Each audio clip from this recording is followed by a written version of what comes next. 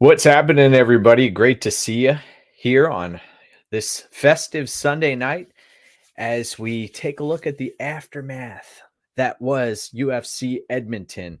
It was an incredible card. Props to those in attendance in Edmonton who braved the elements and made it to the arena where you saw 13 fights and the main event of the evening. None other than Brandon Moreno, who came to put in some work. I pointed out during the fight that it seemed as if the octagon canvas was not an issue for Brandon Moreno in previous fights. In his previous two fights, his feet had been slipping on the floor against Brandon Royval and also against Alexandre Pantoja. He was able to plant and land seemingly at will against Amir Albazi, who struggled from the opening bell, could not get it into gear. It was a hell of a night of fights. You saw Aaron Blanchfield walk away victorious against Rose Namajunas. We'll chat a little bit about that fight. And there were a number of highlights throughout the card, but let's talk a little bit more about the main event of the evening, where you had the fight ready trained fighter in Amir Albazi, who had an extended layoff and appeared stuck in mud. I tweeted during the fight that he seemed robotic and stiff and was getting lit up on the feet. Brandon Moreno finding the target early and often. The movement, the slick striking, and also he just seemed rejuvenated. That time off, granted, it wasn't that long, but he appeared at least mentally coming back and was on top of his game. That version that we saw last night of Brandon Moreno could beat any 125-pound fighter, any flyweight on the map. And I was very, very impressed with Brandon Moreno's performance. I'd also like to thank everybody for joining us today. It looks like we got a few people strolling their way in. Donnie, thank you for joining the stream. So you saw Brandon Moreno walk away victorious in a 50-45 rout.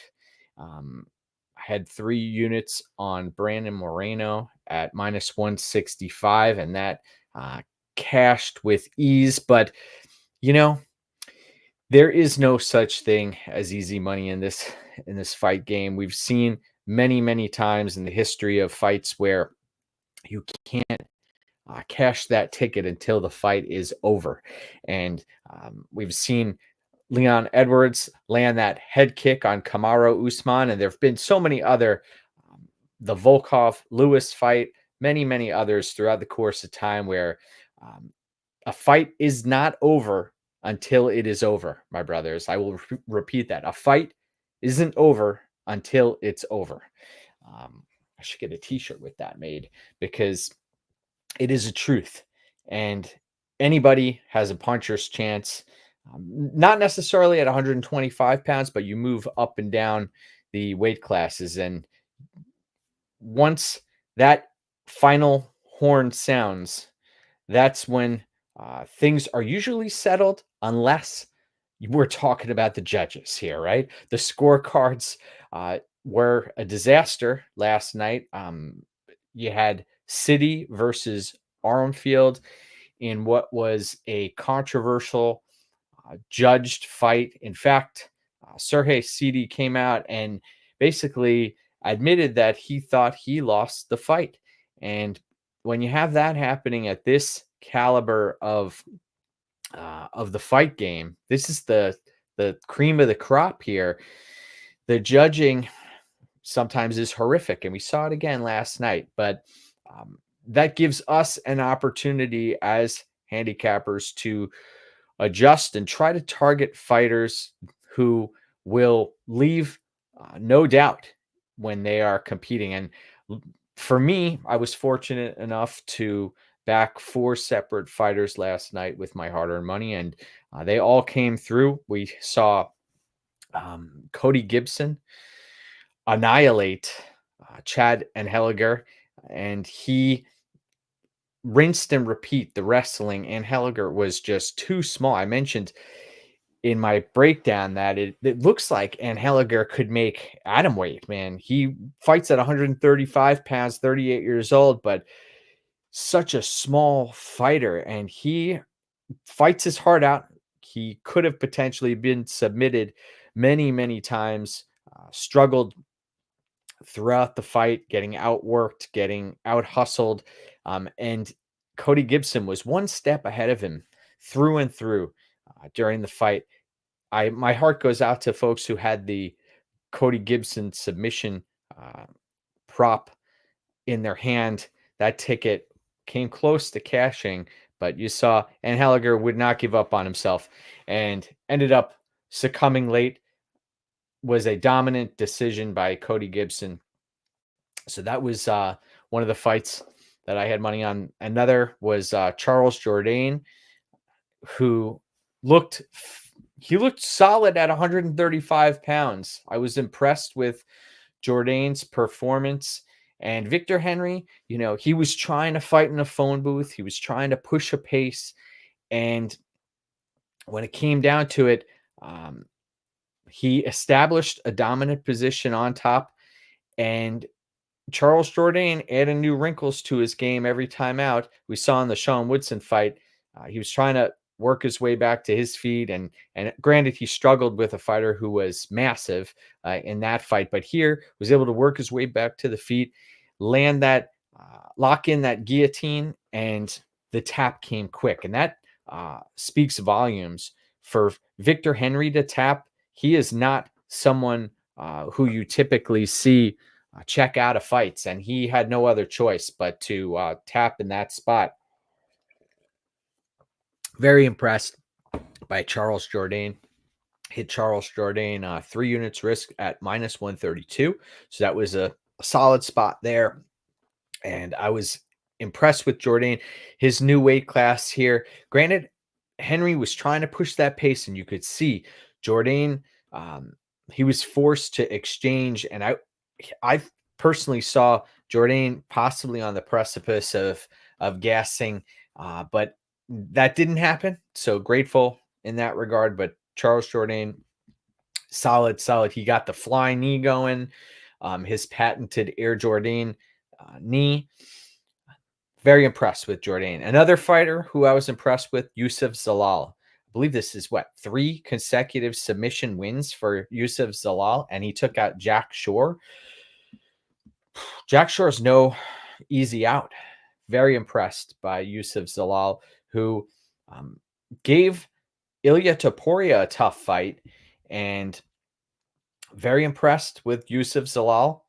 Let's look up and down this fight card. Let's see what else jumped off the page at me. Well, Pedro Munoz, his fight against Ayman Zahabi fought as the Matador, whereas Pedro Munoz was the bull, and the pressure was put on by Pedro Munoz, and Munoz was able to maintain that pressure, throw with volume, and every step of the way, Zahabi was responding with counter strikes. And I mentioned in my breakdown that Munoz, he's a bit of a punching bag out there, talented, but is a punching bag. And I've seen Jimmy Rivera and others really lay it on Munoz, and Munoz keeps coming forward. Really, really tough to stop. And props to Zahabi for having the gas tank to go all 15 minutes and stay in the fight.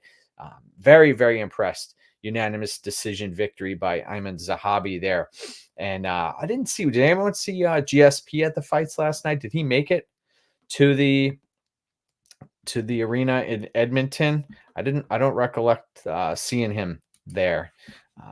But that was impressive by Ayman Zahabi. And then up and down the fight card here, you had Mike Malott and Trevin Giles. That was a bit of a stinker, right? Neither fighter stepped on the gas pedal in that bout. And Mike Malott, he gave a heartfelt speech after the event, but it was concerning to see a different type of fighter who wanted to go all 15 minutes and didn't take much risks. And he got away what got him to the big stage, which is his striking and his ability to strangle opponents. So Mike Malott is going to go back to the drawing board here. Fortunate to walk away victorious. Trevin Giles probably cut after that horrific performance. Dustin Stoltzfus beating Marc-Andre Barriault at his own game. Very impressed with Dustin Stoltzfus there, who earns himself another life in the UFC. And Barriault, wouldn't be surprised to see him hanging up after that, man. He was trying to get it going, trying to fight in a phone booth, trying to make it ugly, look like he was engaging in. Reminded me of a almost like a Cam Jansen's or a Jim Cummins type of fighter. If you remember certain fighters throughout the years, I'm talking NHL enforcers, Bob Probert, Stu Grimson, Marty McSorley, Ty Domi, Brad May, Matthew Barnaby, Lyle Odeline. Man, you name them. You name the team, I could name 10 different enforcers. I grew up watching hockey. Gino Ojic, right? Jason Strudwick. I remember him getting in a few scraps through the years. Steve Webb, Rob Ray. Man, I can go on and on and on. Paul Laws, Shane Churla. Man, you want to talk hockey fights, you want to talk enforcers of the 90s and into the 2000s. I grew up infatuated with that sport. Ken Baumgartner, Mick Vukota, man, Eric Cairns. So many great hockey fighters through the years. And Edmonton Oilers, I think of Marty McSorley over there for a while with Gretzky and Mike Malott. I believe he's related to a hockey player as well who was in the minors. So interesting spot there for Malott, and props to Stoltzfus for walking away victorious. Then you have Jasmine Jasudavicius, who poured it on Ariane Lipski, and Lipski looked like she wanted out of that fight in the second round. She came out planting her feet, throwing punches, attacking, but was not able to stay on the gas pedal. And once she got taken down, she had no answer whatsoever. No answer. And Jasudavicius, very, very impressive there. One of the highlights of the night was her scaling the octagon fence. And she, remember, proclaimed herself as the female version of GSP. And we've seen 34, 35 years old. She's getting better and better every time out. So I wonder who's next for Jasmine Jasudavicius. I have to wonder about that. Then let's see what we got here. I want to thank everybody for taking the time out of their evening to tune in for this UFC Edmonton recap. If you wouldn't mind subscribing to the channel and liking the video, we are on our way. I was able to profit a little over 8 units and 70% ROI on the fight night last night. And this is a situation where we've been third-party track for many, many, many years, and trying to put our best foot forward every time out. As far as the Blanchfield Rose Namajunas fight, that was a situation where Rose came out spry, on fire, and she was sticking and moving, looked phenomenal out there for the first 2 rounds.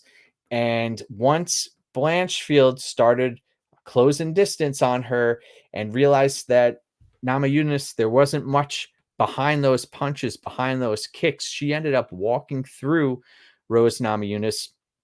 3rd round, ended up getting a solid takedown, controlling Namajunas on the ground, draining her gas tank. Really just not respecting what was coming back at her. And I really enjoyed hearing the corner of Erin Blanchfield, who was they were imploring her to march forward, keep the pressure on, stay in Rose's face, and it worked. Um, I I'm not a fan of Rose's corner, and we've seen in the Carla Esparza fight. You want to talk about a sickening situation? That was a disgusting display. Her corner during that fight against Carla Esparza, um, and ugh, ugh, horrific, horrific. So, um, if Rose doesn't fight again, that wouldn't phase me. Blanchfield, on the other hand, there's a woman, Manon Fiorot, who is the real deal. She's beaten both of these ladies, and she is standing in the way of Blanchfield and Alexa Grasso and Valentina Shevchenko, the Bullet. So there is that top four, top five in at the 125-pound ladies division is pretty solid here. The thing about Blanchfield, though, I haven't seen much improvement as far as her technical striking goes. She seems like she's very unathletic on the feet, and we know the world is the mat for her. But I know she's had some success against Andrade and against Tyler Santos, uh, but she hasn't necessarily leveled up. And to think that she'd compete with Grasso in a striking exchange, or even Shevchenko in the striking, and Ferro in the striking, that's a lot to ask. She would need to get her grappling going, and we know she's a wizard when the fight hits the mat. And how about that top control, going for the crucifix multiple times? And I like that she'll go position over submission at times, and to stay on top and drain the gas tank of your opponent. You like to see that. I noticed Daniel Cormier was giving her props for doing that as well. So so we cashed 3 units on Aaron Blanchfield at minus 125, which I thought was a great number. Why go out of your way and play the decision line when Blanchfield, she had multiple paths there to win, and the submission was on the table. It was a beautiful performance, close to evens for Blanchfield. So solid outing for her there. And then Brandon Moreno walking away victorious. Solid, solid spot. So I was really impressed with the fight card yesterday. And one thing I've been really trying to do is buckle down, pick my spots. Really, if I have a spot where I have a lot of conviction, to go a little bit heavier than I had been, adjusting. I believe each play for this fight card were 3 unit plays, and typically I will risk around 7 units total for a fight card. Last night I risked 12, and that was a little bit more than I typically do, but I will say that I tried to really pick my spots, and all four came through. All four, it was pretty clear that they had won the fight. So in my estimation, I put myself in some good spots. But you wanna realize that everything in moderation, and don't be just splattering units all over a card and hoping that something sticks. That's a recipe for disaster. You never want to put yourself in a situation where you're losing double digit units, or even worse, that you're advising others to lose double digit units on any event. This is a long game. I've been tracked for almost 7 years now.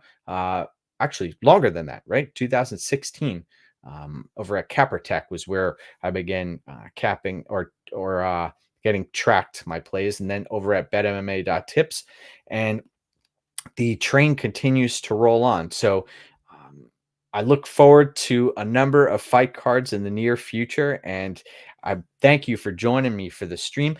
Also, the Fight Morning Quick Card Breakdown show, just about every UFC event on the day of the fights, around between 8 and 9 a.m., depending on what my sons have going on.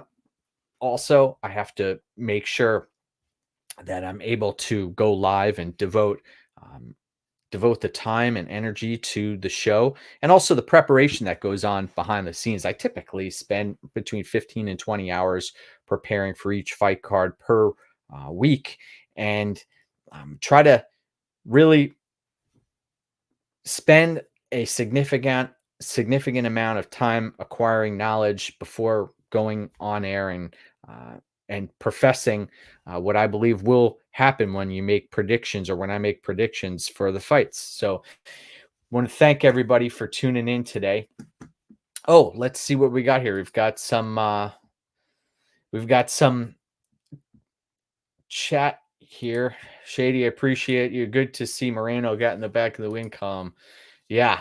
Good evening, Professor Chaos. Thank you for tuning in today. Also, I want to say it means a lot for you guys to be a part of the stream on a regular basis. I see a lot of folks who are typically in the stream here, and uh, what's important to me also is to have quality over quantity. I think that that's important to have dialogue on a regular basis, and it's a small niche community, but we've been growing. We've been growing. And who wins between Alex and Ankalaev? Walid, excellent question. I'll give you a pretty straightforward answer here. I consider Magomed Ankalaev to be the greatest light heavyweight fighter on planet Earth. And I believe he's been the greatest light heavyweight fighter on planet Earth for a few years now.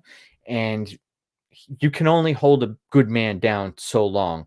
Nature will eventually find its way and nature will take its course. And what I mean by that is eventually Magomed Ankalaev will undoubtedly become the UFC light heavyweight champion of the world. Um, I have been looking forward to a bout versus Alex Pereira. The challenge here, though, a reality is that Alex Pereira does pack a heavy, heavy punch. And if Magomed Ankalaev does not mind his P's and Q's, especially in the pocket, then he could put anybody's lights out. Pereira could put anybody's lights out. So, of course, there are no certainties in this game, but in my professional opinion, Magomed Ankalaev, clearly the best light heavyweight fighter on planet Earth. And I look forward. Oh, Big Pretty! I hear Big Pretty in the background. It appears as though it's her bedtime, so I'll have to sign off here. Big Pretty, hang on, I'm coming. Thank you, everybody, for tuning in. Appreciate everybody here. We got 22 minutes in. Great broadcast. And I look forward to seeing you throughout the week. You can count on more content from me. Thank you. Have a great rest of your Sunday.